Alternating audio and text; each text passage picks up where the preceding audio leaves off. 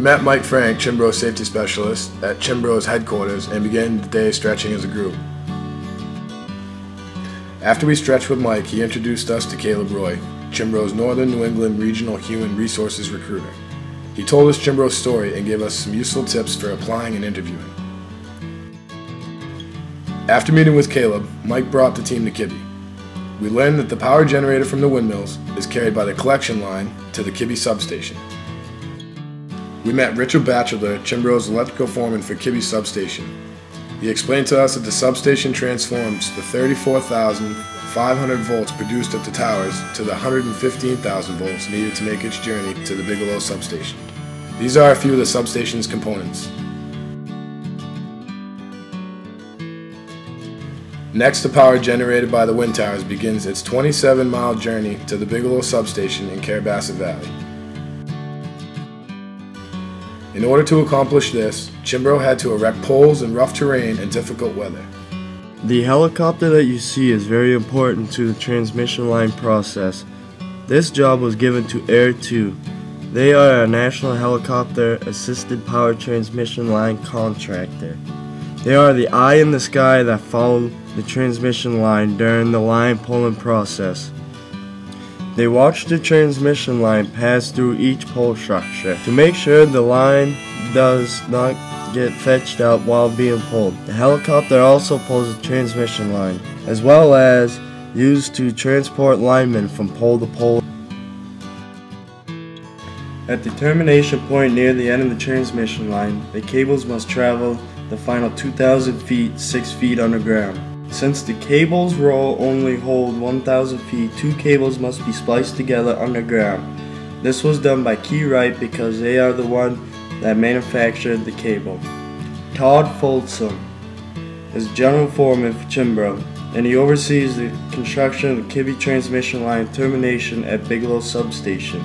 Todd showed the team a piece of the underground cable, which a 3-foot piece weighted at 50 pounds. The termination point at the Bigelow substation is where the 2,000 feet of underground cable connects with the above-ground power lines and joins Central Maine Power Company's transmission lines. As part of the project, the Bigelow substation underwent a major reconstruction to accommodate the new 132 megawatts of emission-free energy generated by the Kibby Wind Farm. At the Bigelow substation, 3 varieties of renewable energy generated in the mountains of western Maine include wind, water, and wood. Wood biomass from the Borealex plant in Stratton, water in the form of hydropower from the Wyman Dam, the wind power from Kibby Wind Farm. After leaving the substation, electricity is integrated into the main power grid. Working with Mike Frank in Cianbro was a great experience. Not only did we learn a lot about the transmission line process, but as well as how important safety is to Cianbro.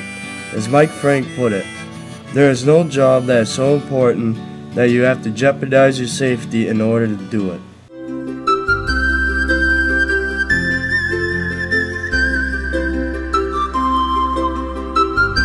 Meet Mike Daigle, Site Manager for Vestas. Vestas is responsible for manufacturing, maintaining, and operating the wind turbines for the first 5 years.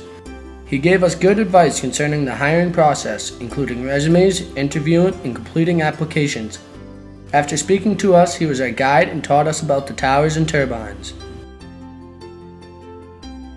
Mike giving us details about Vestas' role in the production of the wind farm. He also explained that there would be an open road policy upon completion of the project. This means that the public will be able to drive up and see the wind towers, weather permitting. Mike explained how Vestas designed and manufactured the V90 3.0 megawatt turbines. The 2 circular rings on top are ultrasonic wind sensors which direct the turbines and blades to maximize production. There is an aviation light required by the Federal Aviation Administration. Vestas is based in Denmark. They manufacture the wind towers and export them to Searsport, Maine. From there, they are transported by truck to the Kibby site. It takes 9 oversized truckloads to transport the parts to construct 1 tower. After touring the windmills with Mike, we went back to the offices to meet representatives from TransCanada. Wolfgang Neuhoff, project manager, and Matthew Nazarko, Deputy Project Manager. Wolfgang and Matt talked about TransCanada organization and their role as owners of the Kibby Wind Farm. They told us that the project would cost an estimated $326 million. With numerous projects in North America, TransCanada is a leader in rebuilding American energy infrastructure. We appreciate Vestas and TransCanada taking the time to educate us. Thank you.